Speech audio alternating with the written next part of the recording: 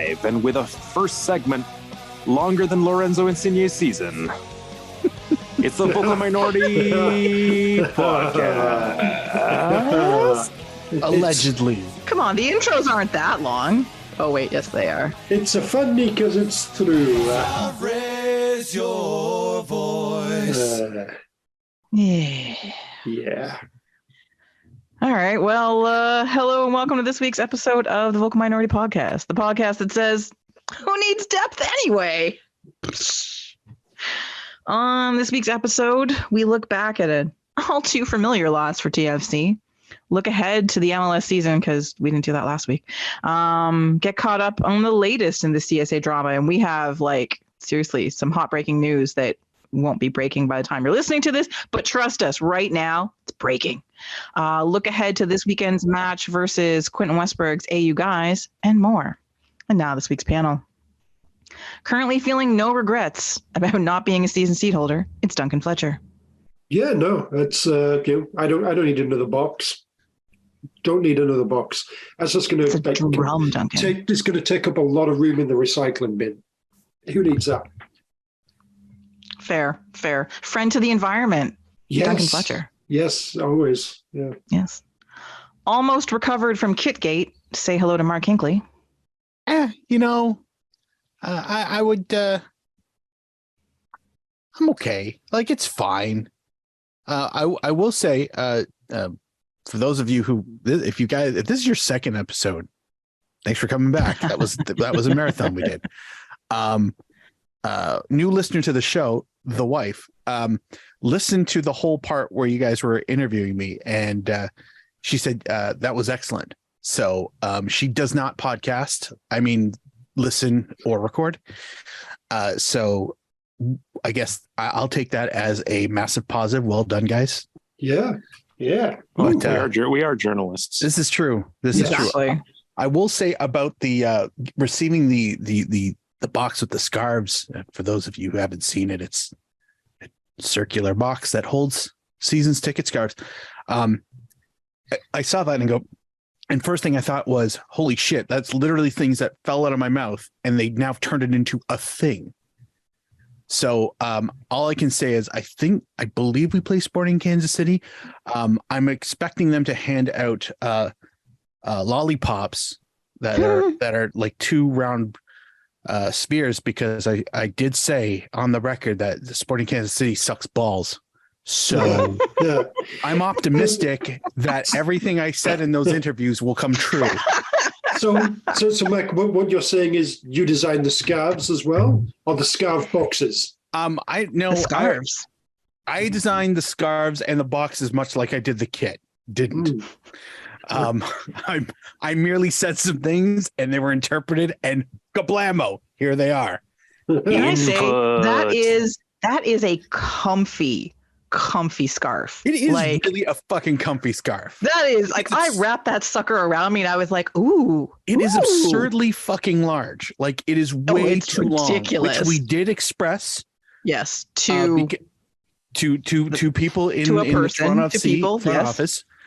And the reason why I know it's too long is because if it's got a message on it, and if myself, a 6-foot male with a you could not hold it aloft wingspan properly. I watched you try. Yeah, if I can hold it up comfortably and the letters are still stuck in my hands, it's too fucking long.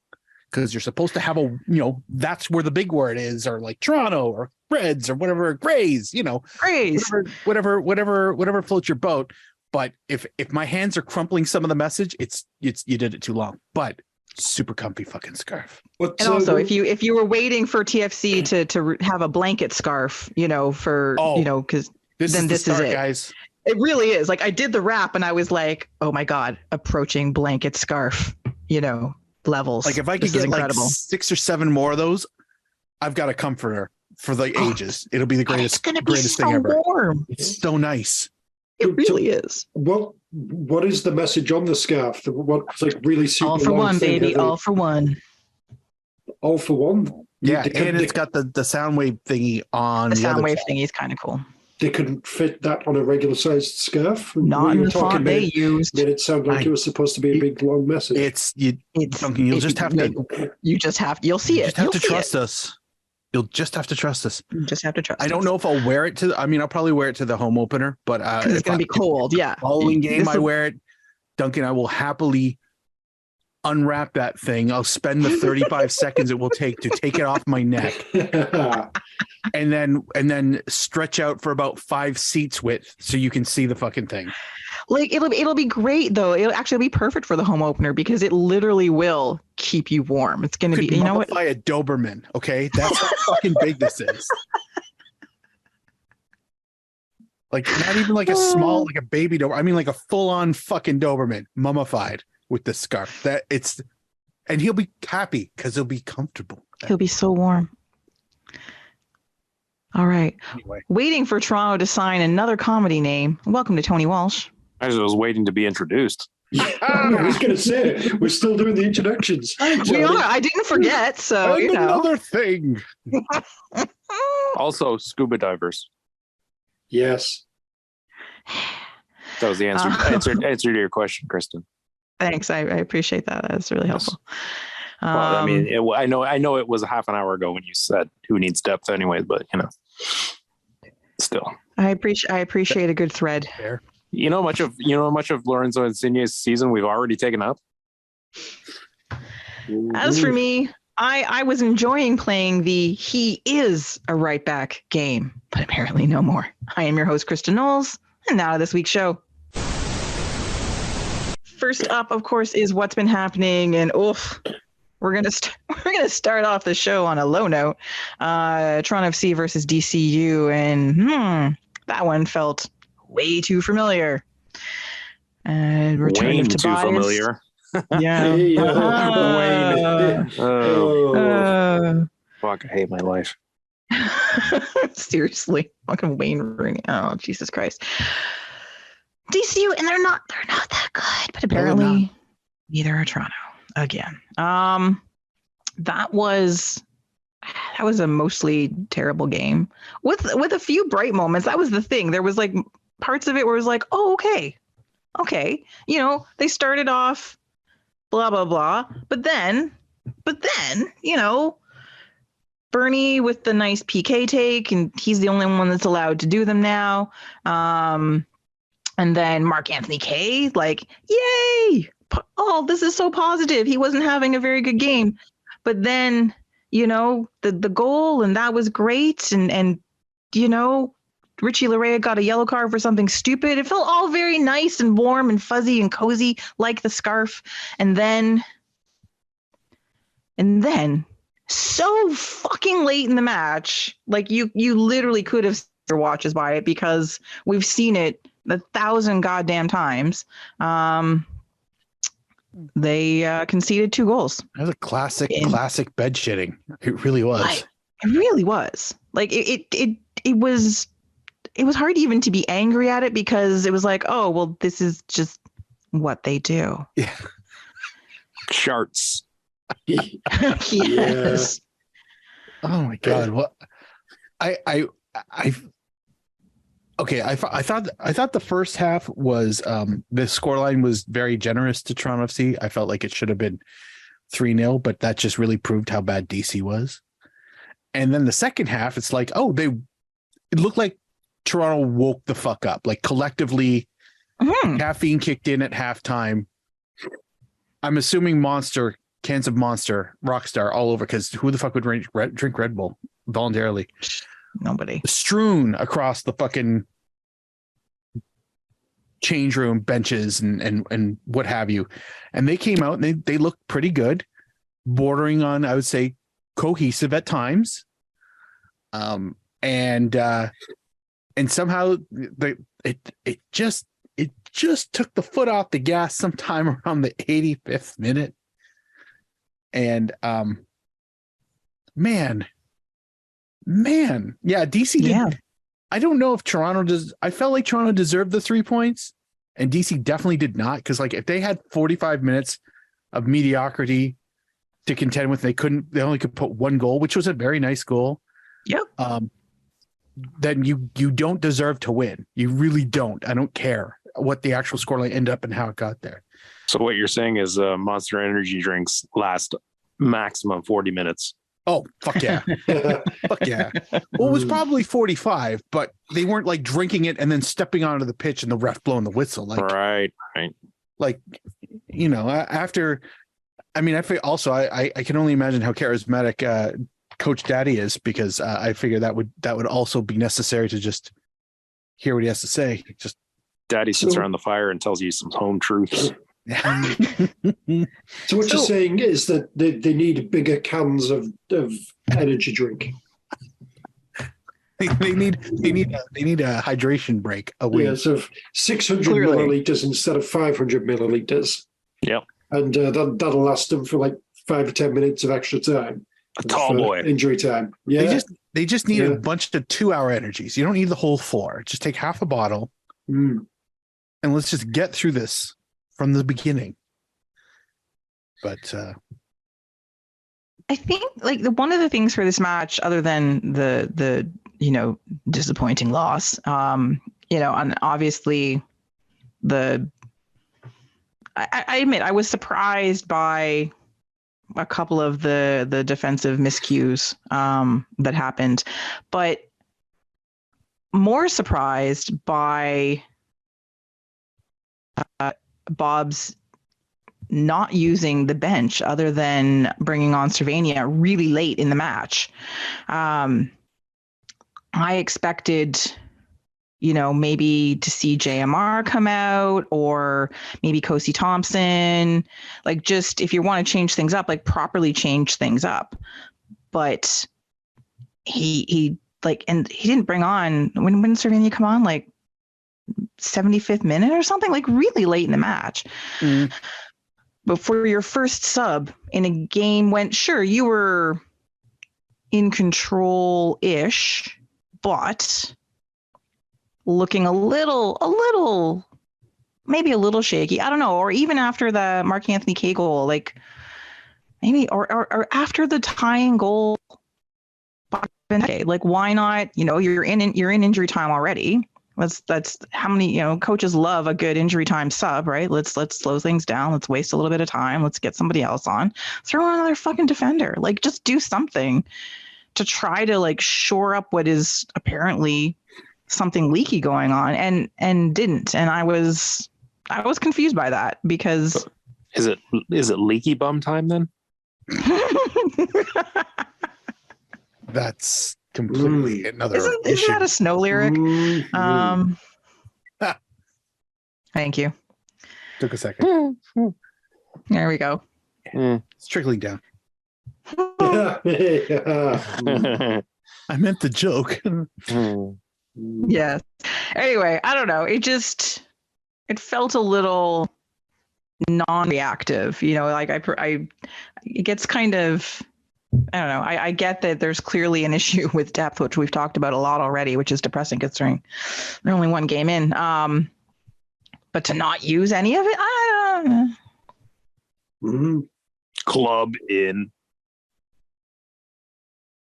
Stay the line. No, not yet. It's not quite there yet. Of approaching crisis. And then, of course, go ahead, Duncan. No, as I said, I did not watch the game. I watched the highlights about an hour ago. And yeah, you obviously don't get the full picture from just the highlights, but yeah, just the goals that were conceded is just like defensively, just oof. I mean, that first one, Click was in like so much space, and for whatever reason there was some kind of like nice little touch, and all of a sudden he's past the midfield.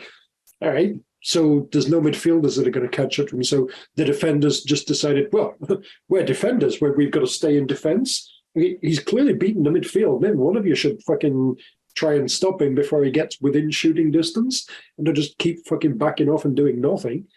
The third one, I feel like, sort of Osorio kind of lost his man. And the second one, sort of Benteke just fucking roasted Siga. Roasted Siga. Yeah. Just, I say, you obviously don't get the full picture from just watching the highlights, but yeah, that was rough. Wait, you didn't go with roasted Rosted? Well, that's the pun, isn't it? Yeah, I roasted thought he it. did an excellent job with that. Yes, I'm just waiting for Sigurd to get kind of caught up in a 2-on-1 situation. We can get properly roasted. Nah. Yeah, that one's trickling down the other leg. Yeah. Christ. But yes, he may have had a good game overall. I know there's that one particular goal. It's as I would say he did, actually. You were clearly marking Benteke, and then you weren't, and he scored. So, but yeah, the game as a whole, who knows? To me, he seemed throughout the game as a whole, he was probably the most engaged. Although, what's his name? The new guy on the left, whose name I consistently can't remember. What is his name? Raul something. Raul. Raul. Yes. I think Raul Julia. I think there's thank you. Petretta. Too soon? I think there's potential there. But I do think Rosted, other than that goal, really was probably the most aware defender. I don't expect defending from Richie Larea ever. I really don't. And that's not to say that he doesn't, but it's not something I expect from him as part of his game, really. He's more about the wing, part of a wing back. He is. But, and shit disturbing. So that's sort of his thing. Yes. We have a theme in this recap. And then the unfortunate early injury to Insigne, of course, obviously changed their game plan in that, you don't, no one expects the Insigne Inquisition. No. But no one expected that. And it looked really, really bad. It seems apparently a few days later, it's not as bad as was concerned with originally. So that's good. But yeah, we're like, great. You've got your first choice starting 11. You've got, a full off season and all these things. And you've seen lots of nice things from whatever your socials and stuff that don't include the preseason game results. Cause we don't care about those. We don't care about the fact that every time they subbed off anyone from the first choice starting 11 that they fell apart. Oh, that's why Bob didn't go to his bench. But yeah, so that was obviously a concern, and that Akinola didn't really, he didn't play badly, but it wasn't like you were paying attention to him, right? So concerns. Yay for the new season. Yeah. So exciting. Speaking of the new season, we didn't talk about the MLS season last week because our show was, 12 hours long. So we're going to talk about it now. No day. At least No to a pressure, degree. though. No pressure at all. Hey, you had a whole week. You knew. Don't tell me you didn't have the homework assignment. I fucking gave it to you. So, Did you know how long we spend recording? You wanted to spend time like outside of recording looking at things as well? I do. Yes, I do. Good Lord. You'd think after a decade you would understand this. All right. Not going to ask you for, massive amounts of information looking forward to the MLS season. Not asking you about players, MVPs, golden boots, all that jazz. I want your top 3 teams from each conference, wooden spoon from each conference, the team that's going to surprise, and if you're feeling saucy, give me an MLS Cup winner. Wooden spoon, Eastern Conference, Chicago, just because, they're Chicago. But it's your kind of town. Absolutely. Teams that'll do well in the Eastern Conference, Philadelphia. I don't know after that. New York City, they're generally quite good. And let's go. Cincinnati is a bit of a wild card there. There we go. That's my Eastern Conference thing. Get your sports books ready. Yes. Montreal might challenge for Chicago. Who knows? But I'm fairly confident about Philadelphia. The rest of it, who knows? There we go. Western Conference, Duncan? Oh, shit. It's me Nah. already. It's me again. I did already. say each conference. You did. I didn't realize I was going to be asked to do the second one like right after the first. Okay, all right. I'll come back to you. How's that? That's the spirit. Yeah. Tony, Mark, Is that me? something? I guess. I guess. Top three. Philadelphia will be in the mid. Or do we have to do it in order or just three? No, I just said your top three teams. I didn't ask for an order. Philadelphia, Nashville, and this is MLS. So someone stupid is going to sneak up in the top three. New England. That's pretty stupid. Yeah. That's really stupid. That is on the record stupid. I love it. Like I'm just hearing David from Schitt's Creek. That is the stupidest thing I've ever heard. Love you. I feel like New England have been good fairly recently. This doesn't seem outrageous to me. Yeah, it's New England. All right, continue. What was it? They have a surprise team? Jeez. Doesn't have to be for the conference. You can just have one surprise team for everything, or you can have one per conference, okay. Whatever makes you happy. The Wooden Spoon? Jeez.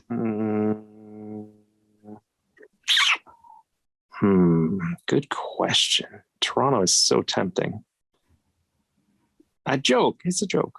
I'm not sure it is. That's definitely a possibility, I think. Let's go with Charlotte. Marcus. All right. So let's see. Top three East. I'm going to go with Philly. And I almost don't give a shit because I think it's just Philly in first and then everyone else is just going to chase them. Well, yeah, but you got to, I need you to give me two others. Exercise. Thank you. I'm going to pick New York Red Bull just because they're always annoyingly decent. And one of mine too. Only because I really feel like they've been quietly creeping up from year to year. I'm going to say Montreal because it's easy to forget them because I want to forget them. For the West, I'm going to go with LA. Which one? Hang on. The other LA. Does it matter? No. And it does. Fucking Seattle. Okay. Order of the LAs, I guess. New LA and then LA Classic 1-2. Yep. Wooden Spoons, I like Chicago, so that's a good one. That's a good shout, Dunk. And I mean the expansion exactly. Louis, like it's the expansion teams, like that's okay.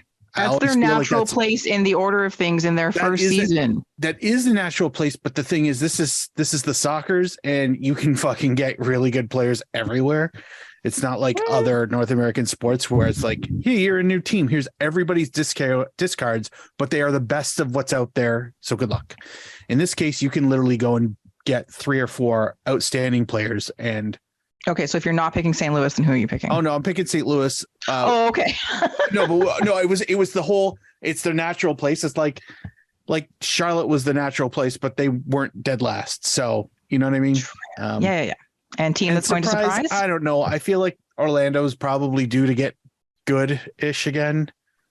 They never seem to be shit, and they never seem to be great. Sorry, Will. Yeah. You know it's true, but they were kind of on the downside, and now it's on the way up. And Bear Jr. is no longer with them. So I know. Neither is Joey Desart. It's true. I don't know. It's all right. So I've got Philly, the Red Bulls, and Orlando as my top 3, actually, because Orlando quietly, or not so quietly, made a shit ton of moves in the offseason, coming off of a not like horrible season last year. Not a great season, but anyway, I think, yeah. West, I've got Zombie Chivas, fucking Seattle, and I feel like Portland's going to do something again this year. Maybe it's the Kits blinding me. I don't know, but I'm going with Portland. Wooden Spoon, Miami, because they are imploding and it is hilarious. And St. Louis. And then team that's going to surprise, maybe they might knock one of the top 3 out in the Eastern Conference, or they'll hit top 4. I think it's Cincinnati. Mm-hmm. All right, Duncan and Tony, I need Western Conference from you. You had time. Sure. Let's go. Western Conference, Seattle, Minnesota, and LAFC as your top 3. Vancouver is the Wooden Spoon. Nice. Team to surprise there. St. Louis might flirt with the playoffs. They won't get there, but they'll be better than people expect. Was there anything else? Nope. There we go. Sweet. Yeah, fuck Vancouver. They'll be shit. Lafka, Seedle, and then Lag. Maybe a surprise by Houston? Yeah, but the surprise would be that's what you think of them. Yeah. Although the new kids are nice. And I also choose Whitecaps as a Wooden Spoon. Fair.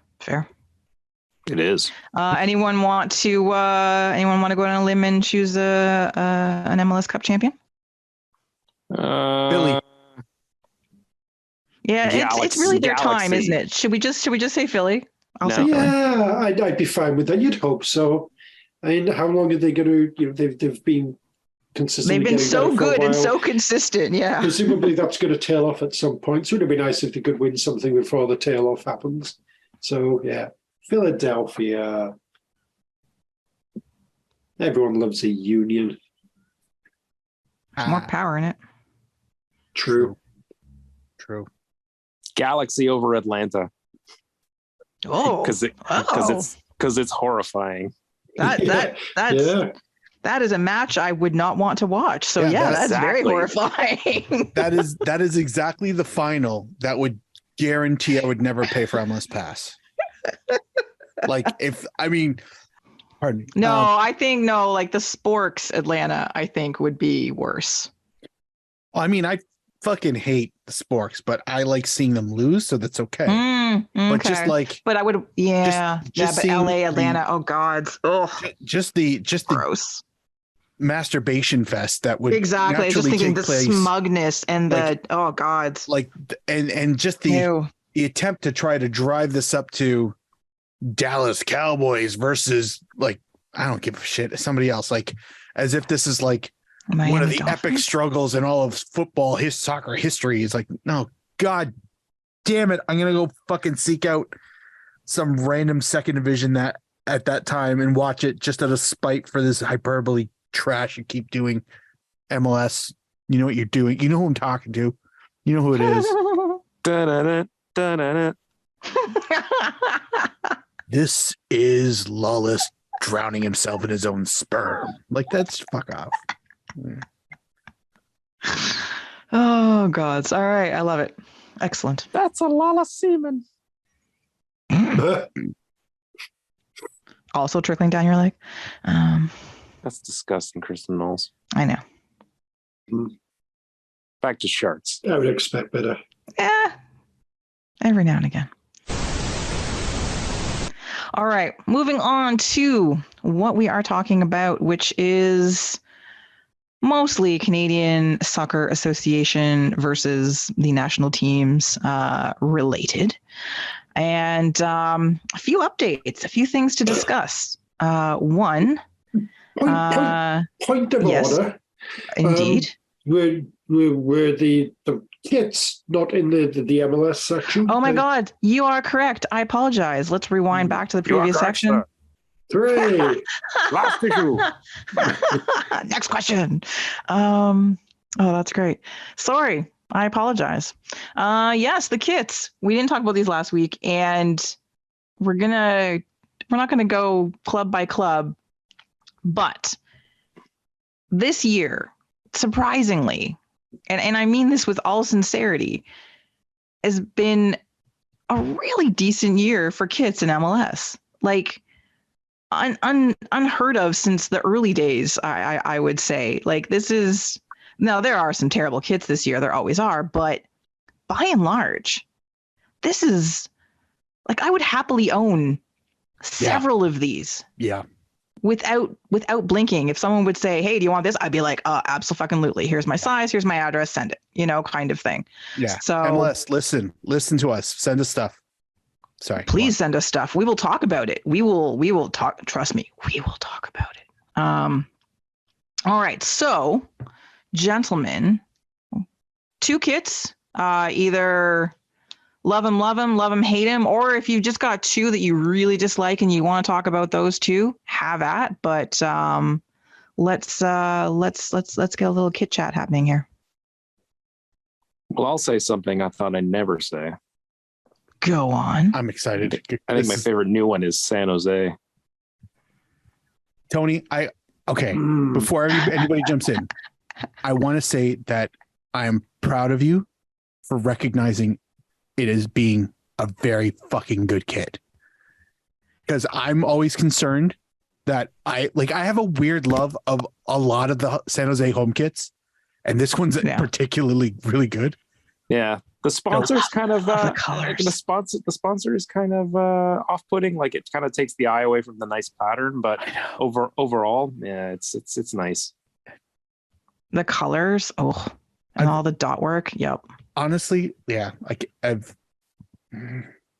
always feel weird because it's just one of those kits. Like it has to be the colors, but for some reason that blue and that black look fantastic so nice. Always together, and I don't fully understand it.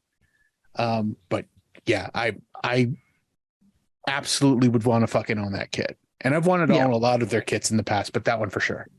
Mm-hmm. And I'll move up the coast for my least favorite, I think. And I say this as someone who's really liked their kits in the past with Vancouver's. The addition of the addition of the red and this super thin pinstripe, just I don't know, it's not working for me, dog. Yeah, it's pretty bland. Agreed. But blander. And speaking of dogs, is St. Louis. But somehow I like St. Louis's more than Vancouver. I look at the Vancouver kit there, just like a minute for the big sponsor thing. I think Chicago Fire, just the blue, the red. That's a Chicago kit. Yeah, that's true. Yeah. If it said fire across, you would not be surprised. You wouldn't be surprised. Yeah. Yeah, and fire kits have always been mediocre and not fire. So yeah. Oh, yeah. You're so streets. I know. The streetiest. I love you on TikTok. Yes. I would watch all those fucking TikToks. I'm not gonna lie.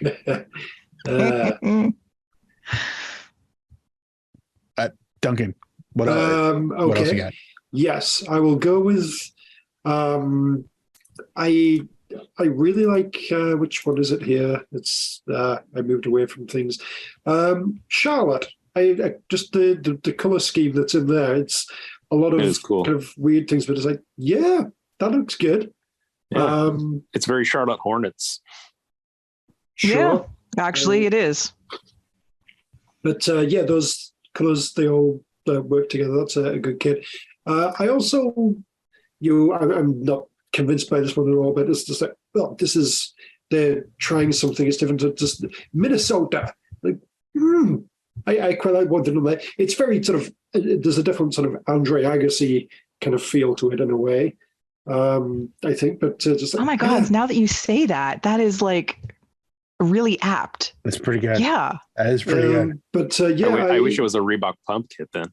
But I really quite like Minnesota's kit as well. That's a good one. All in all, there's a lot of different things going out there and risks being taken this year. It's a lot more interesting. It really is. But in the spirit of where you need to find something to shit on, the Sporks is boring and dull. Yeah, it is. So, Yeah. See, I thought Minnesota's was an abstract homage to Jesse the Body Ventura. I am.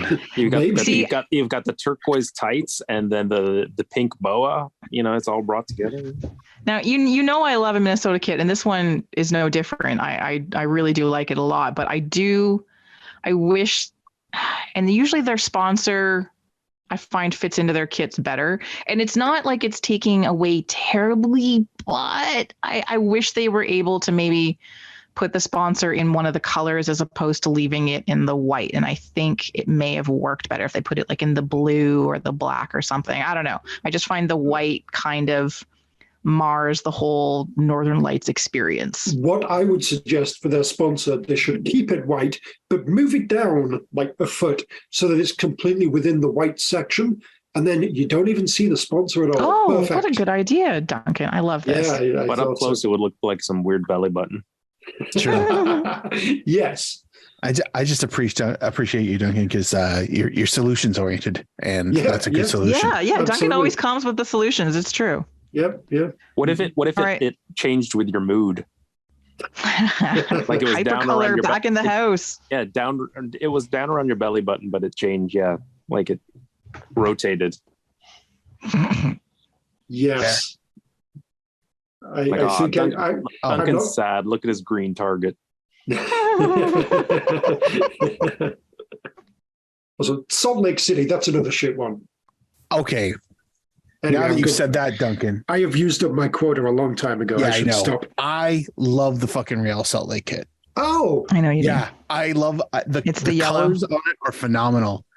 What I love about it is that it's all three of RSL's colors, but they are not the three they always use. They're all just a little off. The blue is a lot brighter. The red is a lot redder because it's more burgundy. It's more red, and the yellow is like almost like creamy butter looking yellow instead of the gold that they use. And this is to me, I feel like this is the kit that Colorado normally gets. yeah, I was going to say it's a Colorado Mm. guys. If you don't want it, RSL's here to take it. Can we call the kit? I can't believe that's not Colorado. The margarine kit. Yeah, I mean, I don't really care two shits usually about the names that these kits have been assigned, but Utah is the beehive state, and it's the beehive kit, and I guess honey and bees, and there you go. Either way, It looks like a solid Columbia kit. yeah, I could kind of see Yeah. that. Oh, I yeah, can for kinda see that. sure. Yeah. I can totally see that. The other, oh man, I know. mean, There's so many. There's so It's- many, so I'm going to just so I can tough. keep it a little different. I'm gonna give a nod to the Seattle kit. For those of you who don't fully know why it's a Bruce Lee kit, Bruce Lee is actually buried in Seattle, and he raised his family there. Like that was kind of like the last place he lived full time before he passed Yeah. away. So I just love how utterly bonkers the whole thing is in like the nicest way. So like there's this giant dragon on it. Okay, that's fine. But what I really, really like are like the circular scan lines, and from a distance, it almost like you ever watch a movie when the camera points to a television and you can kind of see the scan lines come through. That's what that kind of looks like. So it's like I'm getting two nostalgia hits in one, like two very different ones. Bruce Lee nostalgia and old timey television tube nostalgia. And it's fantastic. It's just a great looking kit. Honestly. And if there was a way to get that without a sponsor, I would happily pay an extra $6 for it. Yeah. Because that's fucking fine. That's fine fashion without it. It's so great. Toronto could have cut the criticism by saying theirs was the Getty Lee kit. Hmm. Kristen. Gailey's still alive, dude. Before we go to Kristen, I've got to say the guy that they've got modeling the Seattle kit on MLS's website has got a very Cal Robinson tiny forehead. His hairline is just right there over his eyebrows. It's right there. One question I about the don't know who Seattle. that is, but yeah. One question about the Seattle kit is: isn't Providence the stadium sponsor of Portland? I believe Providence. Providence Park. Yeah, Yeah. Funny. I guess. Yeah, Then this again, is- yeah. we wear BMO, so what the fuck? Yeah. Exactly. Yeah. All right. Well, I'm gonna go with the kit that really. Well, there's a few kits that really annoy me. But I'm gonna go with the DC United kit because it could have been so good, and they really. I just feel like they left so much on the table with this one, in that they could have had the cherry blossoms be so vibrant and so apparent. Instead, they're barely like, yeah, they're on the kit and you see them, but it looks so unfinished. It looks like it's the first scan, and that they're, if you're doing when you're making t-shirts and you're doing the overlay, you're pulling the colors over, it's like the first draw of the colors, and that they didn't keep doing that. They didn't keep dying, do the next layer. And I'm just like, it's like when Miami tried to do their, oh, look, we've got a pink kit now. Yeah, whatever. Fuck off. That's not a pink kit. That was lame. That's what I feel like this is. This is like, oh, we finally have our cherry blossom kit. And I'm like, but do you? Do you really? So to me, it's just like a white kit with some like very vague and faded flowers on it. And I don't like it. It's annoying a lot. I don't know why it offends me so much. It just does. I know part of it is because we saw a mock-up, an early mock-up of what people said the kit was going to look like, and it looked so good. The flowers were like bright and intense, and it just was like, yeah, if you're going to do this, like this is going to be epic. And then this nonsense got released, and I was like, oh, well, fuck you. I hate you. I think on the cherry blossom thing, I just want to throw in that yes, Olive in York did a charity kit for a DC soccer project that there's a navy kit with the cherry blossoms and a white kit with the cherry blossoms. And it's amazing to see that DC United have the third best cherry blossom soccer kit in all of DC. How fucking dog shit do you have to have it where you finish third? Yeah. So funny enough, cherry blossom is the Pantone name for Wayne Rooney's complexion. Fun.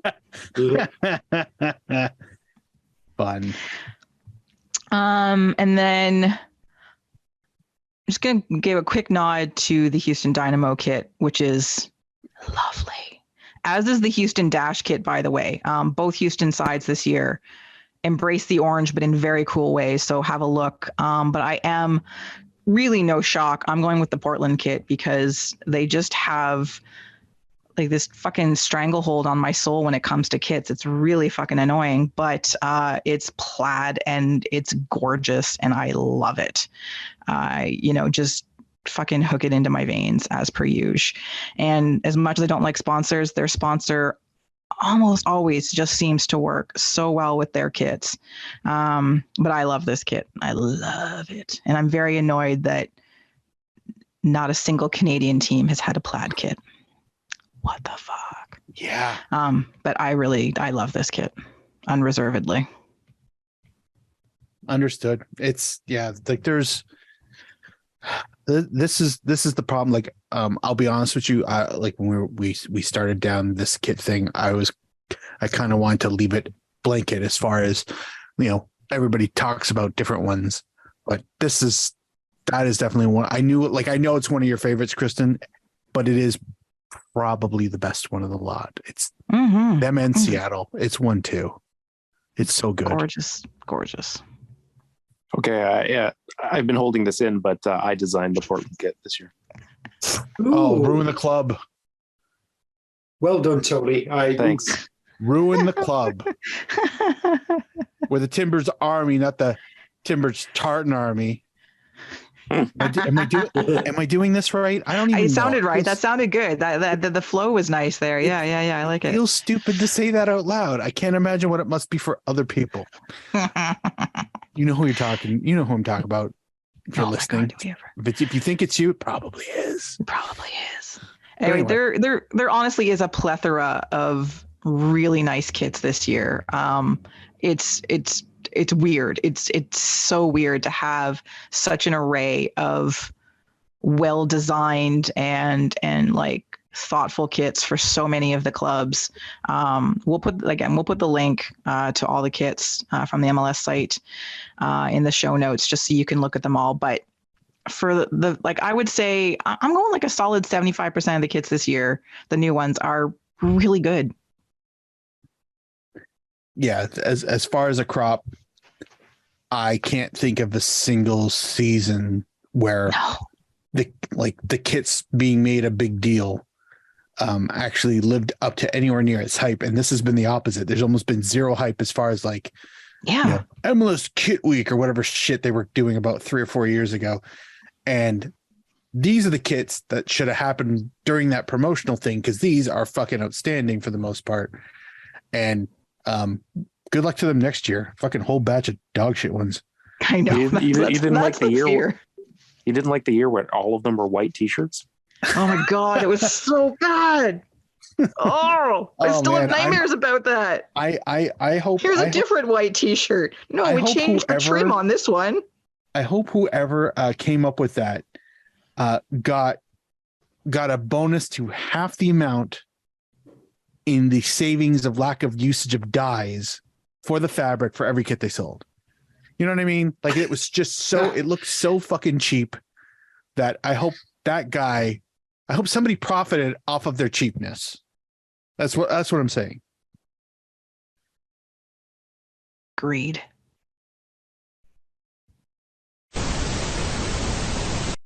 All right. Now we're going to move on to what we're talking about. Well, we already did this part. Yep, No, true. we did not. Yeah, we did. So- We did. Yep. Pretty check the tape. Pretty sure you've said that already. Yep. It doesn't matter. All right. We're So going to talk what's- about it. What's coming up? Right. Just give me a Yeah, short nice show. try. So I'm keeping it the in the show, by the way, just to let you know. that's fine. The ongoing labor issues between the Can XNT and the men's national team as well, but really it's the XNT that's sort of still in the news versus Can Soc. And then various politicians have gotten involved, which has been actually in a weird way kind of delightful, because they have to actually open the books. They have to deliver the CSB agreement to them by the end of this week, which is hilarious. Yes. So that'll be fun when that That should finally be comes to delightful. light. But next week, week from today, day of recording, Cincy, Becky, Sophie Schmidt, and Quinn are all going to testify before Parliament about the issues, the concerns about, the equality and the support and the equity. So that's going to get very interesting. Hopefully the parliamentary channel will have that Parview. broadcast live. Yes. Like if I'm available and it's on TV, I will live tweet that shit. You know what I mean? I'm like, I think they all get my are. You popcorn. just select which meeting you want to watch. Really? Yeah, because that's Canadian heritage, right? They're appearing in front of. Is it CPAP or something? No, it's Like what's the Parview. I'm gonna look for the channel, but if whoever's listening, It's a like, website, can Parview. I'm telling you. Parlview? Like, okay. Parlview. Well, I figured Oh. that's how I figured that part. Well, not VIEW. It's I VU. would have Oh my guessed God. VIEW, We'll tweet it but- out. Okay, I found I it. don't know.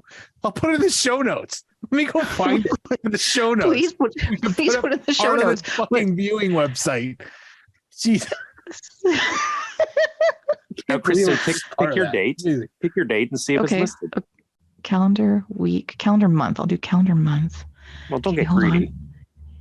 No, because I have to get into next week. So March. No, you paid your oh, taxes. You're allowed to look. March 9th. House of Commons. It doesn't. I can't tell which one it is. I think they're Does it appearing in say? front of Canadian Heritage, aren't they? Let me go back. It doesn't say. I don't see anything that says Canadian Heritage, so maybe they haven't loaded it yet. There's only 3 meetings so far, and it looks like there's a lot of empty spaces. So Although that could be a really long lunch break, I suppose. It is That's Ottawa. transport and infrastructure, so that's definitely not them. Okay, that's just okay. So there's only 2 meetings currently like on the docket, so I guess they haven't scheduled it in yet because neither of these seem to indicate that they're going to talk about soccer or anything like that or sport. All right, we will check back. But this is cool. I had no idea this existed. Thank you. Appreciate it. I bring the heat. You bring that. That's the good knowledge. I like it. So yeah, but this is something that people have been calling for, and it does lend an air of oh fuck, about it. Going, it's testifying and things will be said in public, and they can't stop them. Not that they could anyway, but you know what I mean. Like this will be very interesting. So we won't be talking about next week. We'll talk about the week after, but. Again, we'll put this in the show notes next Thursday. I don't know what time, but if you're home or if you have a work situation that allows you to have a separate window open in which you can watch this shit, I suggest you do. But other than that, more excitement continues because the other day, all the provincial soccer federations wrote a letter together which was very strange because they never play nice, but sensing blood in the water, basically, I think. They wrote a letter calling for Nick Bontis to step down as president of the CSA. And it was like, oh, what's going to happen? Well, not very long after that, he actually stepped down.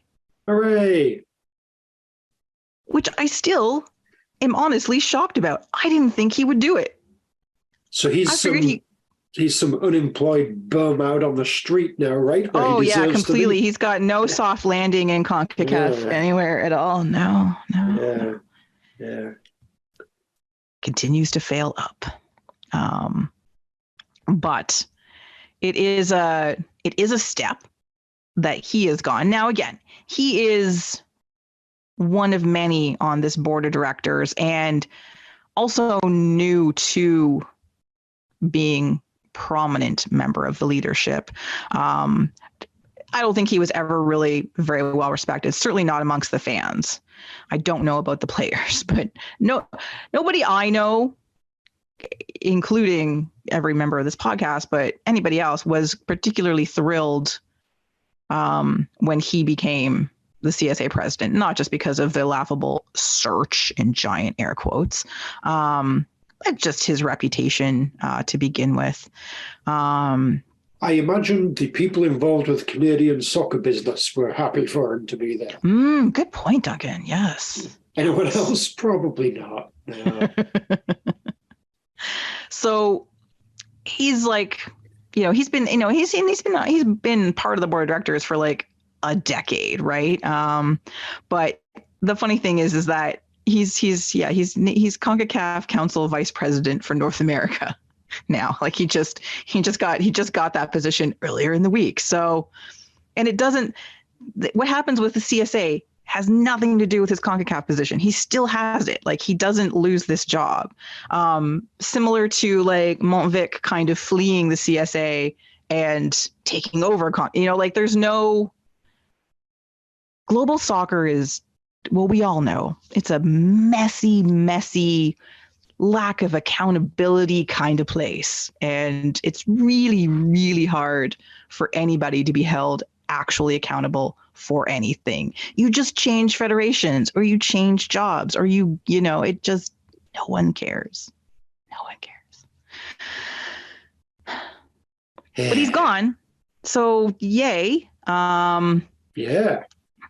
He lasted for not quite 2.5 years. So, He barely made it to the octagon. Hey, he got Canada to a World Cup, damn it. Yeah. He's on his watch. On his watch, most successful president since whoever was president back in 1986, damn it. Yeah. And you said 2.5 years. He probably won an Olympic gold as well, didn't he? Huh. November of 2020. Oh no, yes. Damn it. God damn it. Yeah. This guy's fucking golden. What What are we doing letting him step down? What were we thinking? Yes. Come back, Nick. It's all just going to be down here from here. Downhill All from is here. forgiven. It's Yes. okay. He is clearly an inspirational leader of both men and women. Yes. Yes. Anyway, so the current board of directors, again, there's lots of people on the board of directors that many people don't like. Probably the next main one, or maybe the biggest one, talk about someone who keeps failing up and just never seems to lose. Anyway, is Earl Cochran. And exactly. Do we know anybody that thinks this man should be involved in anything to do with Canadian soccer at any level? Mo Johnston? No. Good. I approve of that message. So I think again, lots of people are calling for the board to be completely turfed and like redone. But if this guy isn't like at the top of your list of board members to leave, I'd be shocked. Just because he's, again, I don't even understand how he keeps getting these positions when nothing he does seems to not feel unpleasant. Do you know what I mean? Saying you don't trust their worldwide search? I do not. It was an extensive worldwide I search. imagine all the candidates that came through that were turned down because they couldn't measure up to Earl. Yes. That guy from Nepal. Oh, yeah. Yep. What's her face from Australia? Oh, yes. Yeah. That's that one guy who got sort of Vietnam to the third round of qualifying for the Asian Cup, whatever they call it. Oh, that guy. Oh, yeah. Platini. Oh, yes. Jack Warner. Tokyo Sex Whale. Tokyo Sex Whale. God, I forgot all about Sex Whale. That fantastic. great graphic we did for Yorkies. My God. We put a bondage ball in the mouth of the Hartford Whaler whale. Classic. Fucking classic. I don't know how I didn't get fired for doing that. I feel like it would work better in the spout that whales have. I feel like that's where you put the bondage ball. We ball didn't gag. think that one all the way through, apparently. I don't know. That's going to kill the whale. Yeah, we're not trying to suffocate him. Just trying to put a giant ball gag in its huge mouth. The way God intended whale BDSM. Yes. Plus, the blowhole's made for fun. True. Yeah, Yeah.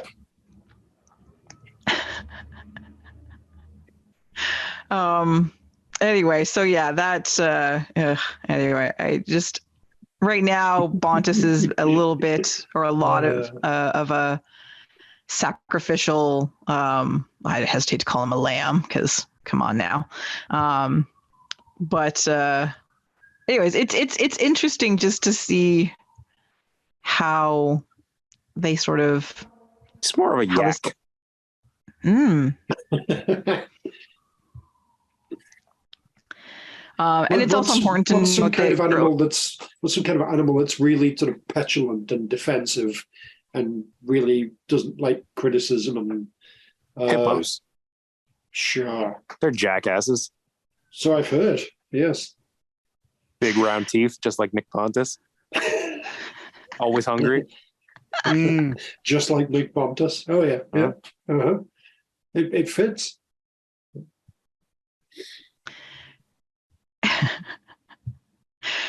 It's important to, well, I don't know if it's important to know, but like Earl Cochran isn't a member of the board. He's the general secretary, right? So he's like staff. But surely, anyway, it just drives me crazy that I mean, if they get rid of Cochrane, they're going to have to do another freaking extensive search. I know. And they don't have money for this now. They've had to give all the money to the players. They don't have money to be doing another search. But Great. they need so new these suits, greedy Duncan. players have stopped the next search. Yes, that's exactly. Yes. Where are they going to search now? Just PEI. It seems like they're just going to search within the current board. Because who's next, Kristen? Who's president Well, now? that's a great question, Duncan. So they've As appointed long as they a don't new put a crook president. in charge of the CSA. How about crooks plural? What? Charmaine Crooks, come on down. You Hi, Mother are Crooks. the appeasement choice, I guess. I want It's a tabloid headline writer's dream. to Ooh. not purely view this Crooks of as the CSA. a PR choice, because she's a woman, and because of her reputation and everything. And so I don't want to look at it that way, but it's really difficult to not, given the situation. Now, it could be both, right? It could be that she is qualified for the, she's been on the board for a while. Like, she's not suddenly magically new. She's been part of the board of directors. She's been part of the CSA for some time. I feel like the line in the rundown right above Charmaine Crooks says Cochrane needs to go, along with much of the board, which is Charmaine Crooks. Now, Yeah. I obviously have no idea. I've got to say, I didn't even know she was on there. And maybe she has been like a voice of change the whole time that's just been getting shouted down. Or maybe she's just been part of the board that has been going along with all the things that they've been doing the whole time. Well, that's the thing. And we don't know. We don't know. No. But a lot of the board members have been around for, a decade plus. So you feel like there's been a lot of inaction, regardless of who they've been outside of the CSA, what their intentions are. And if this has been going on for so long. Have you been to a FIFA party? They're fucking lit. But yeah, with the exception of sliders, Oh yeah.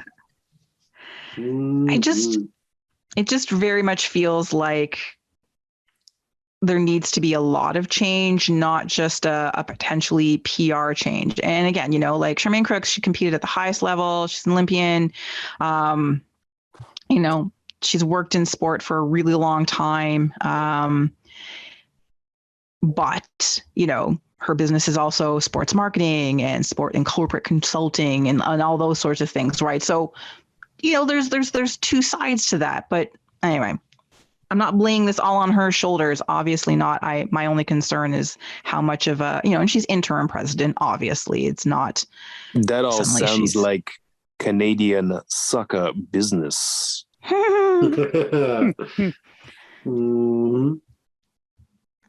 Anyway, it's just a messy situation all around. I mean, unless they go with somebody completely on the outside. Dero. It's DMAF. Yes, I want. I want to make. Can I? Yes, I think Double D's can save this federation. Honestly, Dero and DMath. I think that would be amazing. They'd be prominent. You wouldn't be able to miss them. You cannot miss them. No, they would be right in your face in the best way possible. And you'd want to support them. So yeah. Oh, they would require they need support. Right? Exactly. Yeah. Extensive support. Hands-on support. Yeah. And also, who doesn't love math, right? Yeah.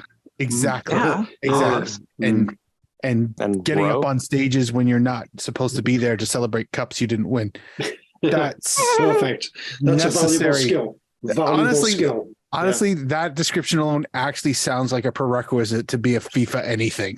So come on, you don't want to see him do a chicken strut when some lame piece of admin is completed?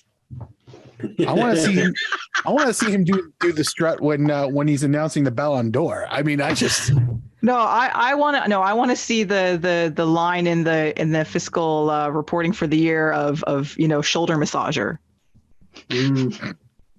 Imported. Importing Hiskanovich, well, a worldwide extensive search to find a physio. Yes, I know just the guy. but this whole thing is like He likes signing checks. true. This Yeah, is true. Yeah.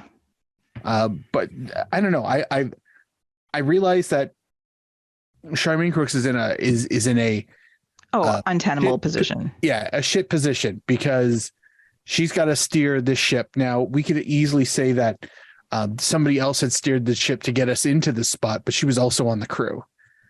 And while she was on the crew, she might not have had a choice. She might not have had the opportunity. We'll never know what her level of participation, compliance, or otherwise was to how we got here. Because I guess on the surface, it looks like it could just as easy for it to be business as usual as if it was still Bontis, Yeah. Well, and there's going to be an election, I think, in May or something. So this is very temporary. Then that's good. I just hope I hope this is the catalyst for the change that we kind of wanted for so fucking long. But I don't know. Until the details of that deal gets opened up, I don't know. Mm-hmm. I think that will be the telltale sign as to how fucked this the whole situation actually is, and how much wiggle room is there to get the fuck out of this situation. And I don't even mean so much as getting out of that deal. They lawyered, they know what the fuck is up. I don't know how, what it would take to detangle that whole thing, but is there ways that they can be a proper ass company that actually tries to drive revenue rather than just simply existing? So hopefully, but it kind of seems like they've signed that entire possibility of that away. So yeah, I don't know. Is the whole entire hope just going to be, well, that's a Canadian soccer business plays nice and kind of gives up on the agreement they've got and agrees to give some of the money back. But they obviously don't have to do that. This deal's been signed. You've put yourself into this position where, hey, yeah, we've got this amount of money, and all of a sudden there's a lot more money in, but we're not allowed to do anything with that. Oh no. Oh, there's only what, 2 decades left of this deal. We'll be fine. It's a good point, Tony. We just need to sort of just ride it out. Just It'll wait be it fine out. eventually. Yeah. Just be patient. Uh-huh. Look how long we waited to get back to the World Cup. We can sit it was this out. fine. You barely even noticed it, really. What's 40 years amongst friends? I mean, it's of 2035, whatever it is. I'm sure this $4 million a year. That's going to go a long way in 2035. Oh yeah, yeah. Oh yeah, inflation won't touch that. By 2035, $4 million will buy you groceries. Yes. Not wrong. Not wrong. Not wrong at all.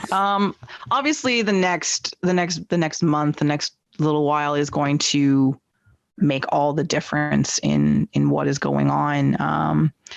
But in the breaking news we alluded to earlier, that Duncan so cleverly alerted us to. You clever bugger. Oh yeah. He's very clever. Canada Soccer released a statement that has been approved by both Canada Soccer and the women's national team players.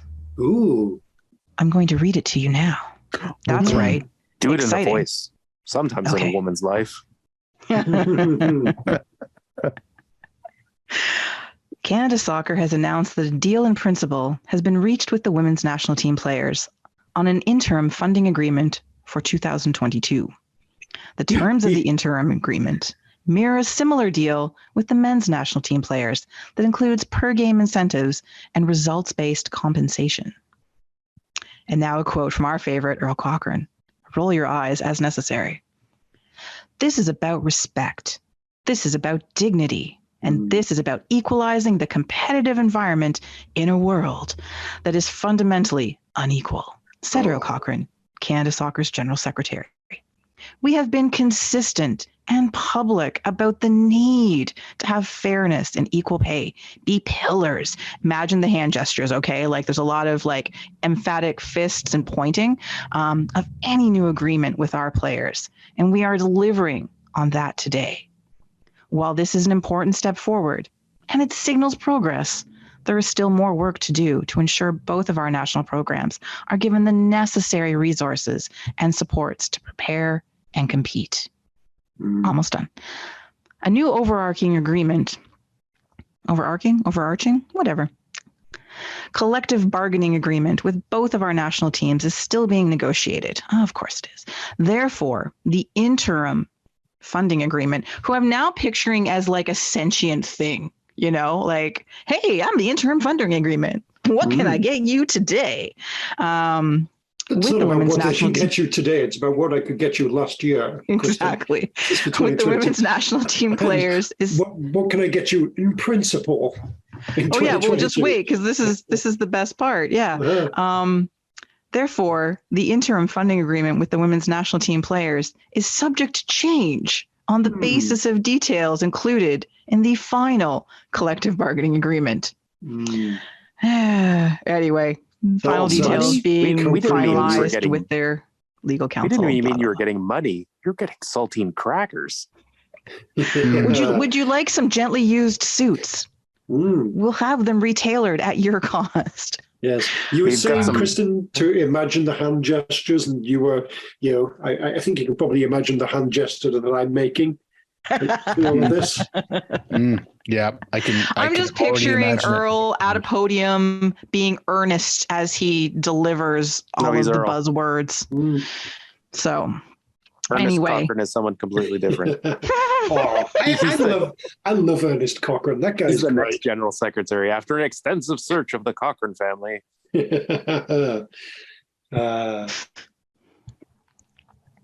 I'm desperately want to do a earnest impersonation, but I don't know if I can channel that far back into my fucking memory to pull it off.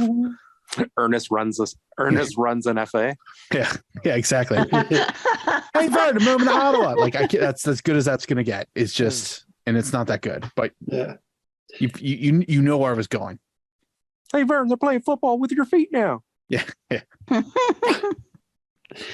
Theoretically, this seems like a positive step, but there's very few details right now, and the whole interim in principle for 2022.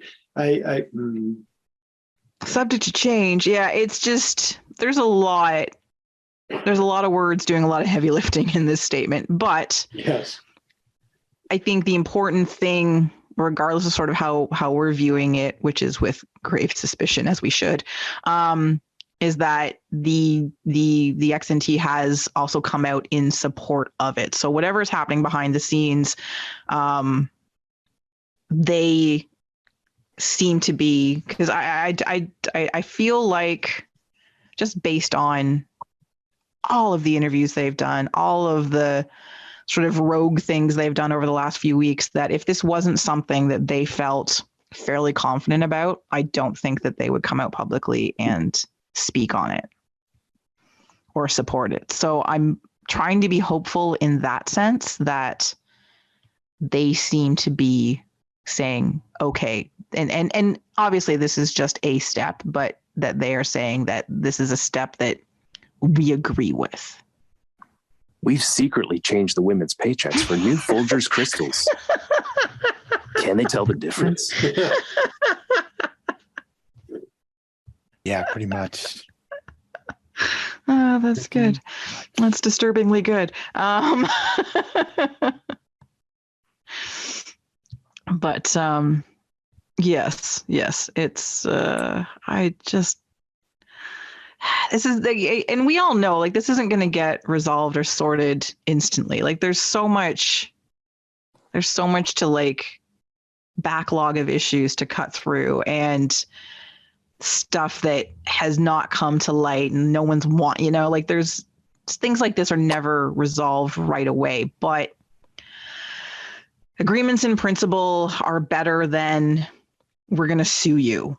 So Yes, it seems like a slightly positive step. Kristen, would you be mad if I called Earl Cochran's speech an Earl necklace? Oh, go I won't say ahead. it if you'll be mad. Okay, that's good. I'm so glad you asked me first. That's wonderful. She hasn't said no, so go ahead, Tony. Yeah. Hey, you guys, Hey, what would you what? call What? Cochran's speech? I don't know, Why? Tony. What would you call An it? Earl necklace. Oh, Oh, I had no idea you were going to say that. Wow. Wow, Oh, so good. no. Wow. I'm going to Oh, say Kristen doesn't get mad. no, yeah, hopefully not. You were talking about how it's good that the women's team has kind of gone along with the statement and everything. I'm just a very quick search through Twitter there. I'm not seeing there's people that are coming out there and all right, we're behind this. This is good, but it's just very little reaction on there from Canadian women's players. It's obviously early, but look through a bunch of people and the last thing that they've got there on their Twitter is the statement that the players union or whatever that put out. Oh, about Bonta stepping down and they want to be part of the process of picking the new president. Yeah. Yeah, and there's not a lot of hey, all right, this is good news and hooray, let's move forward. Not really seeing any of that as of yet, but I might not be looking in the right place. It's a good point. But, No, I'm honestly I'm going by what it said in the Canadian soccer statement. So Yeah. Oh, absolutely. I mean, that obviously is a thing, and okay, but it doesn't seem like there's grand public support for it quite as of yet. But it's good times. It's good times. Indeed. Well, the next few days, next week, because all the stuff happening, Parliament, everything, more things are going to come to light. More things are going to be available for us to talk about in the next show. And like I said, we know that we're going to be talking about this for the next while, certainly up until the international window in April, because that's the next time that the XNT plays. The men haven't had any rumblings about not playing their Nations League matches. I've heard nothing from them. So now that's only a few weeks away. So who knows? Maybe they're holding something in reserve, but it doesn't sound like they're looking to do that again. So I don't think we'll see anything from them in this regard. This is, I think, strictly on the XNT right now in terms of labor action should things not go in a positive direction. So Canada better play in the Nations League. I don't want this country to lose its status at the UN. I know. I don't want to be a Dominion again. I will tell you, you don't consider yourself a nation? Fine, you aren't. You can be. I just hope it gets just kind of subsumed by someone other than Britain this time. Let's be a dominion of. I'm not sure. Norway. Sure. Ooh. Uruguay. Denmark. Oh, Denmark. Uruguay. Mark would be delighted. Miaguai? Yeah.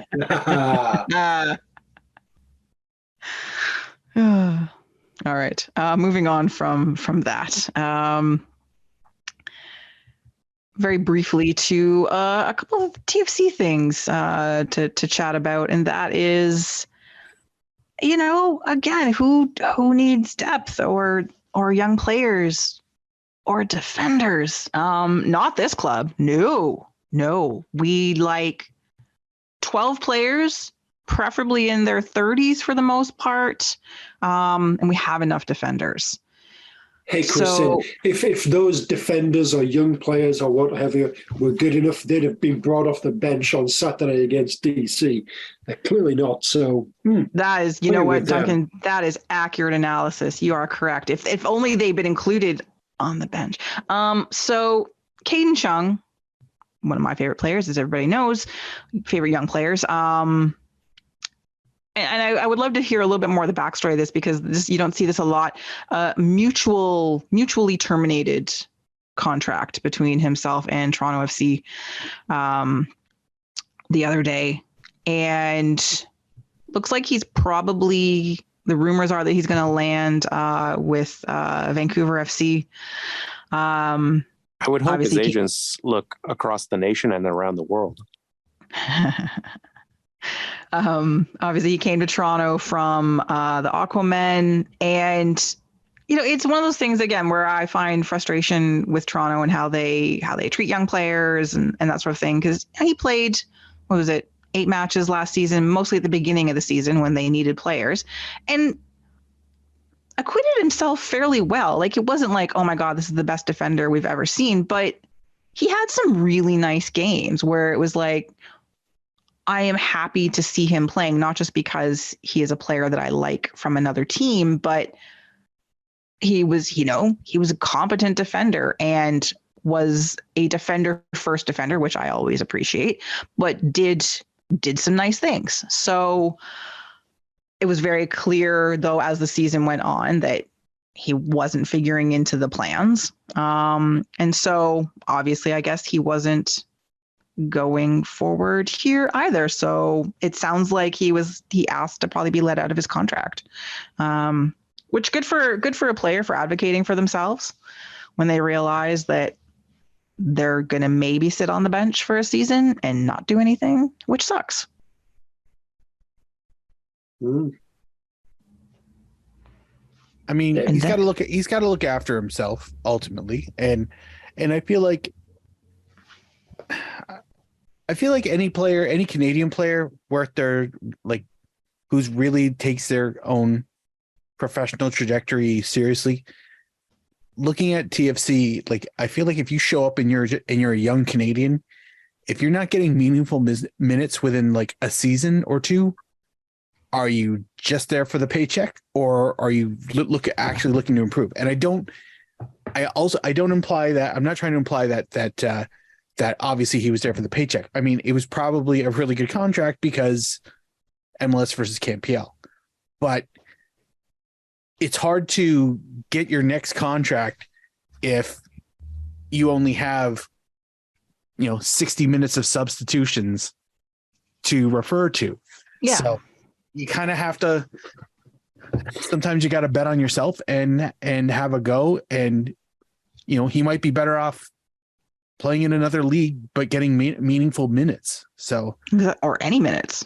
Yeah, just any minutes. Cause I don't fault him. I mean, the whole mutually terminated. Yeah. I like the idea that they were both in a boardroom, like him and the club, and they both stood up and they pointed at each other and both said, "Fuck you, you're fired," at the same time.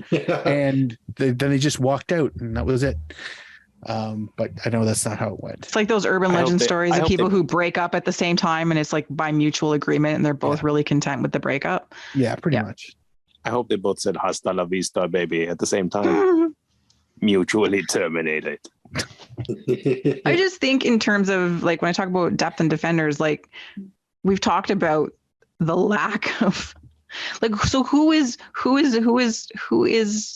backing up Richie Larea then? Is it Shaquille Marshall-Rookie? I guess he's not really a defender, although neither is Richie Larea, but Well, don't worry about it. Richie Larea is on like, a long-term contract. Yeah, until June. Yeah, it's great. Like Caden Chung is actually a right back. Like, that's his position. That's what he, anyway. So Fiddle dee dee. Maybe can we convert Luke Singh to a right back? That's a really, really interesting idea, Duncan, that I would fully support if he wasn't being loaned out to Ottawa for the whole season. Oh. Okay. Well, that's a twist. For the second season in a row, the center back is being loaned out to a CanPL team. Last year, he played for the Yetis.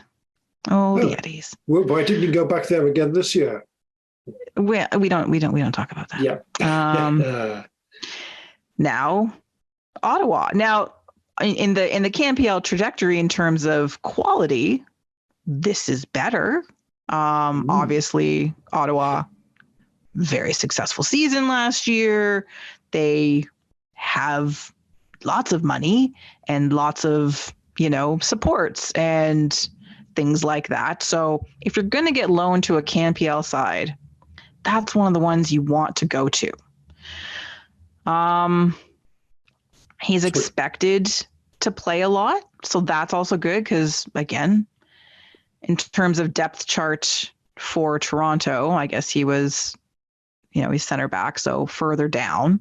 Again, another player that I think has an upside, but definitely needs minutes. So this one's a loan. They're not getting rid of him entirely. He's signed with Toronto through 2025. So, but the terrifying thing is after the loaning out of Luke Singh and the releasing of Caden Chung, TFC have just 7 players listed as defenders on the roster. 7. Yeah, defending's for losers. Yeah, but you only need 4 at a time, and 2 of those are and 2 of those are actually wingers when you think about it, Kristen. So 7's fine. 7's not a problem. Like, actually, I really want to know what is Toronto FC's accurate roster number right now, because I feel like they're flirting perilously close with being under the required limit of players. Because every time I blink, it seems like they're getting rid of somebody. I don't know. Oh, it hurts my brain. Make it make sense. Trust the process. Okay. I don't, but I'll try. Daddy's at the wheel. Has he been drinking again? Do I need to call someone? Not unless you want him to turn this car around. Well, maybe. Maybe that's the key here. All right. Well, let's look forward then. What is coming up? And there's some things coming up. So this weekend. Sorry, I apologize. Oh, no. Before we move on, I was kind of looking through who are these 7 defenders exactly, and you've got Hedges, O'Neill, Larea, McNaughton, Petretta, Roasted, and then there's Kay Franklin. O'Neill. I'm like, who's Kay Franklin? So I clicked on the link on the TFC's website, the roster page there. There's a link for Kay Franklin. I'm like, well, what's going on with him? And I said, sorry, that page doesn't exist. His full name is Kenjamin. Anyway, sorry, move on. No. That's they're just making up players to fill out. That's all too appropriate. I think that's actually might be the perfect thing. Maybe it does not exist. Yeah, it does not actually exist. It's like one of those ones, like a video game makes a fake player when you don't have enough. Nice. All right, so this weekend, still away, TFC versus the AU guys. The MLS Cup finalists. Indeed. From when? Now, Toronto, Atlanta have they've had their the final last year. No, next year versus LA Galaxy. Versus LA Galaxy, exactly. Yeah. Right. They've had their clashes, and Ottawa, my God, I've got Ottawa on the brain. Atlanta has had some success. Toronto's obviously had some success. They've also faltered, lost good players, et cetera, et cetera, et cetera. They have a fairly even all-time record against one another. But the last time that Toronto won a match in Atlanta was the Eastern Conference final in 2019, which they won in part because of a penalty save by current Atlanta goalkeeper Quentin Westberg. Now, I say current, I should say one of Atlanta's goalkeepers, because he's not their starter, and I doubt that he will play on Saturday. Although, again, I ask the football gods to make that happen, just because why not? You didn't give us Alex Bono last weekend. Let's come on. It sounded like it was right over the plate for it to happen, right? Like this was. It really did. Wayne Rooney was saying all the nice things about his keepers, and any one of them, and then you don't give us Alex Bono, who clearly would have a chip on his shoulder against his old team. I think Westberg's probably a little more like philosophical about the whole thing, but Bono, not so much. Bono. Why? Because he's kind of French-ish, slightly. No, because I just think he's older, he's more experienced, he understands the nature of the game, sort of thing. I feel like Bono thinks he was a little hard done by. Hmm. I don't know what kind of philosophy he's into. After so many years at TFC, I'm assuming nihilism. I was just gonna say. Anyway, it's probably going to be a bad game for Toronto, is my guess for this particular one. But who knows? We could be. No, we're probably not wrong. Player to watch. Quentin Westberg. Reasonable. I like it. Probably not actually him. I'll try and find somebody else. Chances are he'll score, though.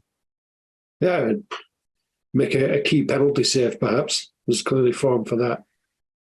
No other players. Oh, Okay. Jesus, Ozzy Alonso, is he still going? He's on the team. He's on the team. He didn't play last week, but I saw that too. I was like, holy fuck, I forgot that's where he ended up. Yeah. Now, I have to say, when I saw Jay Conway, I was like, what? Pardon? Isn't he a goalkeeper coach? You realize we also we failed to mention this when we were recapping last week's game. We picked, I think you and me, Kristen, picked both of the players we picked to watch scored. Yes. I was trying to avoid mentioning that so that we could just pretend that it never happened. I picked Matthias Click. He scored as well. So Yeah. Wow. Look at us. yeah. Holy crap, we got all three. Yes, we did. That's crazy. So basically, we should pick nobody. What the hell was Mark up to? I don't know. Mark's not even sure what Mark was up to.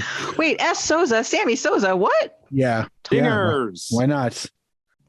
Well, I'm gonna pick him. He doesn't look like he's gonna play. Who is he? I'm gonna go with Giacomakis. Sure. Georgios Why not? Giacomakis. I believe this. I think this is the guy that they picked up from Celtic. Oh, that rings a bell. Yeah, he's their new DP striker. So, but he didn't. Well, I don't know if he's hurt because he did not play last week. So, I'm gonna pick a guy who's not probably gonna play. So he's a That DP. That way, I can't be right or wrong. Yeah. So is it a DP and probably sounds Greek. I think I know which of the where he's going. He's a lower back injury. Is that where you're gonna go? Les. I'm just gonna pick Ozzy Alonso because. Yeah. That's fair. That's fair. Machop Malawal Chal. Sorry. Luis Arujo. Don't know anything about him, but he sounds, like he'd be fancy. He's like number 10. He's a designated player. Yeah. Sounds like he's full of tricks and what have you. Yeah, like 5'9", 154 pounds. Yeah. This guy's, Hey, wait a minute. Like tricky. Gutman is there. What? Gutman. Gutman. Yeah, my favorite Marvel superhero. Yeah, that's right. He's more DC, right? Gutman. Oh, I forgot I forgot it's Brad Guzan. That's their keeper. Jesus Christ. Oh, I hate him so much. So punchable. Oh, annoying. All right. Predictions. Gutman will save the day. You'll never catch me, Gutman. Predictions, I will go with 2-2. Oh, Yeah. I'm kind of digging that. If second half TFC shows up, that's fair. it's gonna happen. So, you know what? I'm gonna go 3-3. I'm gonna go absolute fucking chaos.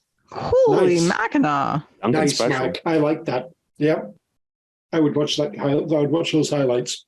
Never did again. He'd watch highlights. I'd watch the shit out of those highlights.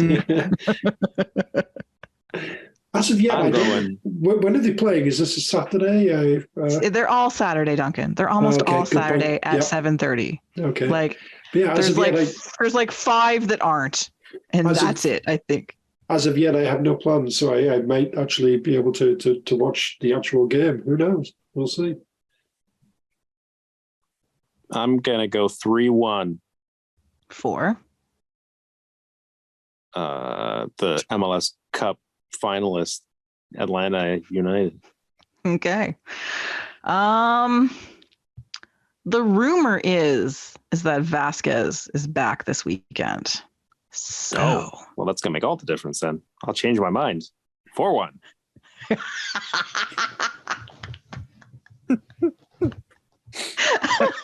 Well, that's just mean, Tony. at least say 4-2. Come on. Oh God. Even though I think it's gonna be I'm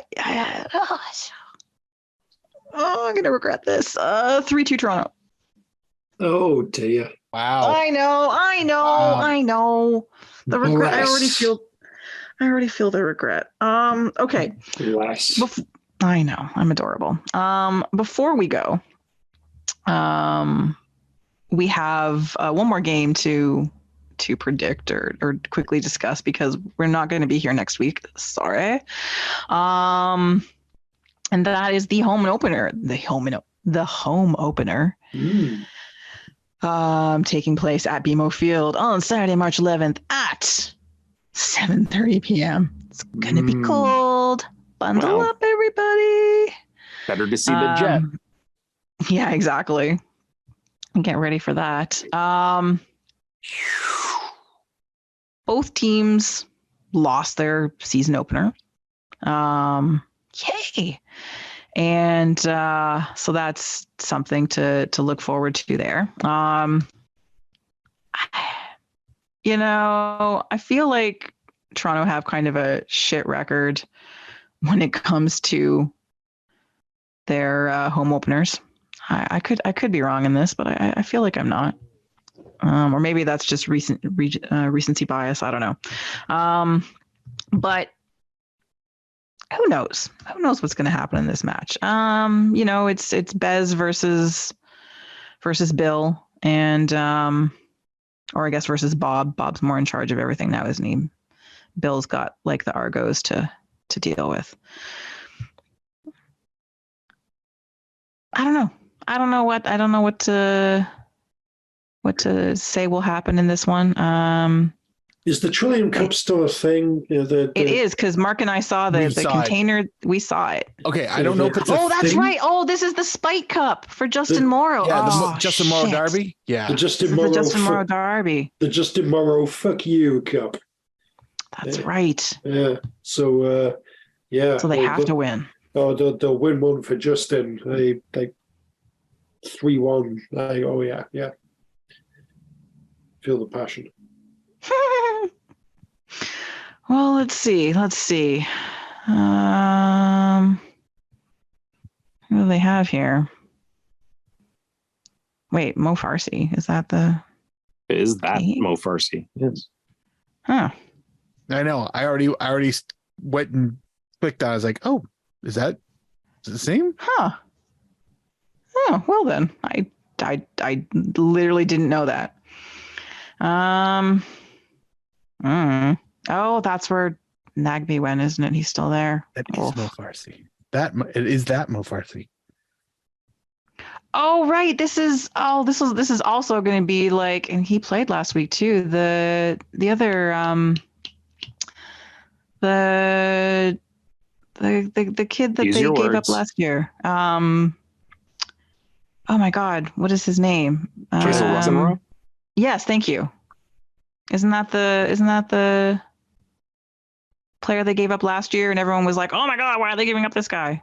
Isn't that who He that did is? spend his youth career at Toronto FC. You are correct. He was TFC Yes. too. Okay. Yeah, that sounds about right. Jason Russell. So, Jason Russell.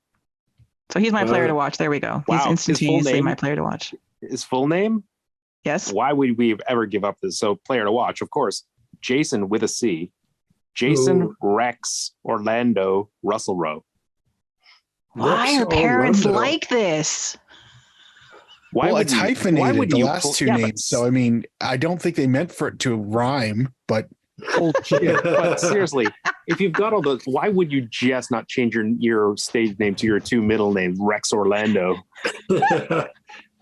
That's his wrestling name. That has to be. Rex Orlando. No. There, Kevin Molino's there too. Jesus Christ. Although it looks like he barely played last week. So no, I'm sticking with JRR here. So as my player to watch. Rex Orlando. Yes. Yes, actually, we should only refer to him as Rex Orlando going forward. That's Rex shouldn't we? Orlando's music. I'm going to go with Josh Bloodclot Williams. Oh wow. Still Is he still there? Still Playing. going. Still Holy playing. crap. Still playing. playing. Wow. Damn. Wow. Wow. Yeah, I don't pay any attention to Columbus anymore. Since we saved them, I stopped paying attention, but damn. Plasma still globular. Damn. Oh, damn. Yaboa. Yeah, that's a great name. I was only going to pick him if he was related to Tony. No, Mm. not our Tony Yeboah. Yes. Or Uh, Tony. I saw Tony Yeboah in a pub once in Leeds back in 1994 or 95. Yeah. Really? Yes. This is like just when he was like doing really well, and then all of a sudden he just like stopped scoring goals. That was like, very close to the time when I saw him in the pub. I imagine the two are unrelated, but yeah. Who yeah, knows? it's probably a common name. Yeah. Mm. Anyway, we right. both lived in the same city at one point. Great story. Wow. Wow. Wow. Yeah, Practically best friends. pretty much. Speaking of Duncan, Darlington Nagby. No, Yes. I'm Can't go going to go wrong. with Boom Boom Boom. He's in net Eloy room. He Oh, will do it all man, what a night, and track. he will do it with spite. Oh. We need. Okay, with apologies to Sean Johnson, I now need to sign him because we have a song ready to go, and it's already better than every other song. So Like even you can even change it when we sign him to like boom boom boom. We just signed Eloy Room. we're Oh, going. Yeah, we're absolutely going to Oh. the press conference. Mm. Oh my God, yeah.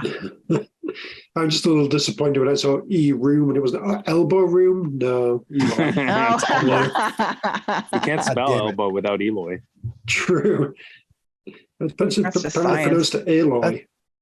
That's So- the scientific term for the space for your elbow. Is the Eloy. So The yeah. Eloy, yeah. Uh-huh. It's the bend. It's the Yeah. angle of bend that your elbow Mm. gets. The Eloy. It's just science, guys. Come on. Uh-huh. He's Man, he's you seen Dutch apparently. you seen that guy? Oh, he's Curacao. Oh, Oh. his birthplace was in the Netherlands, but he plays for Curacao. Okay, Yeah. Well then. cool. Blue Get a Curacao. room. What color? Oh, that's. I hope that was the headline when they signed him too. Goalkeeper, get a room. All right. So other than how many times like some sort of guy, some cameraman's going to show up in the section to interview Mark or film Mark Mm. as he watches his creations on the pitch. Masterpiece. Say it more like Skeletor when they interview you. Masterpiece. I want to know, one, what your prediction is, but also two, is there any chant other than "Come on, you Grays" that we should use going forward? Mm. Okay, so score is I'm gonna go 1-0 Toronto, and Okay. Great Kits are gonna clear up, put on a happy face. That's I Oh think my that's one God. of the things. I that's- love you so much. Thank you.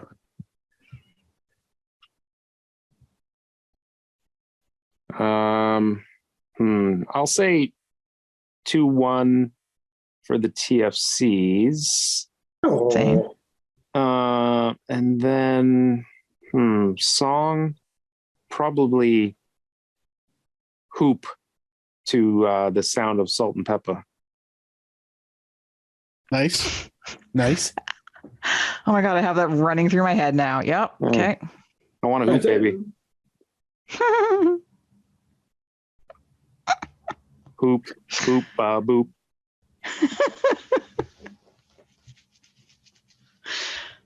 Duncan. I feel like I already gave a prediction, but I don't remember. Oh, did what you? it was. Sorry. I'm just going to predict again. Maybe I'll come up with the same one. Who knows? Anyway, TFC lose 3-1. I feel like that's what you said, so that feels familiar. Duncan, you're packed and you're stacked, especially in the back. Should really thank his mother. For a chance, let's go with Bradley out. Ooh. Mm. I'm going with. No, don't forget Bradley's out. There we go. Yeah. I'm going with 2-1 for the FCs as well. But I'm sticking with the "Come On You Grays" just because it will make me giggle. Man, there's a line in this song it says, "On your mark, get set, go, let me hoop." There's the line. Should be from your mark. Yeah, that's true. Yeah. Got some time to rework it, you know. Yeah, Tony, that's one of your special skills is reworking song lyrics. Yeah, yes. I meant that sincerely. Push it real good. No All scrubs. right. Wrong group, but okay. I know. But you know, trio. Yeah. Okay. That's our show. Not as long as last week, but you know, not short. But that's okay. It's a new season. We're still working on cramming everything into it, and stuff keeps happening. So whatever. Hoop doggy dog. Hoop doggy dog.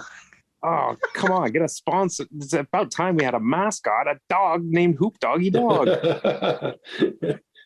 And weed is legal here. Yeah. Uh-huh. Oh my God! Someone at TFC Marketing, quick, send Snoop a kit. Someone go he likes it. Someone go steal an off-market Striker World Cup pup. Bring him up here. Put him in a kit. Put a fucking big bong in his hand and a big Hoop Doggy Dog. Wow, wow, yippee yo, yippee gray. Whichever company that's like Hamilton got a knockoff Yorkie from, they've got to be able to do a knockoff Striker. Yeah. That's got to be a thing. You'd think I so. would hope. There's got to be other dog mascots out there as well. Speaking of knockoff Striker, who's going to play up front this game? Oh God. Diomande again, and yeah, I guess Bernie and Insigne might be back for the home opener from the sounds of it. He's not. Doesn't seem like he's as injured as was feared, rumored, etc., etc. So that's positive.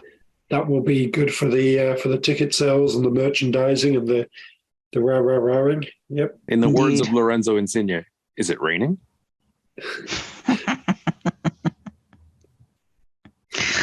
All right. On that note, that is our show for this week. Please join us in 2 weeks because we won't be here next week as We're going recap. on vacation together. Yay! Yay! I called Top Bunk. And Shotgun. So we'll recap Why are we a staying couple all in one room? I don't know. I'm an adult. We're not doing that. And if we're doing that, it's me and Mark Tops and Toes. So join us in a couple weeks when we recap a couple TFC matches, catch you up on what's going on in Canada soccer, look ahead to whatever is happening next. And, you know, who knows what other players Toronto will kicked to the curb by then, and maybe we'll talk some men's national team stuff because there's some Nations League things coming up. Yeah. Ooh, Exciting. can't go wrong with the League of Nations. Obviously, they never do anything wrong. I don't know what you're talking about. I have been joined by, as per usual, the entire Local Minority Podcast panel, to be found out there on the Twitters at Duncan D. Fletcher, Mr. Duncan Fletcher. Hello. Out in the Twitterverse at Malarkey FC, Mr. Tony Walsh. Hoop, there it is. Yes. On the tweet machine at Kit Nerd Mark with a K, not a Q, Mr. Mark Hinkley.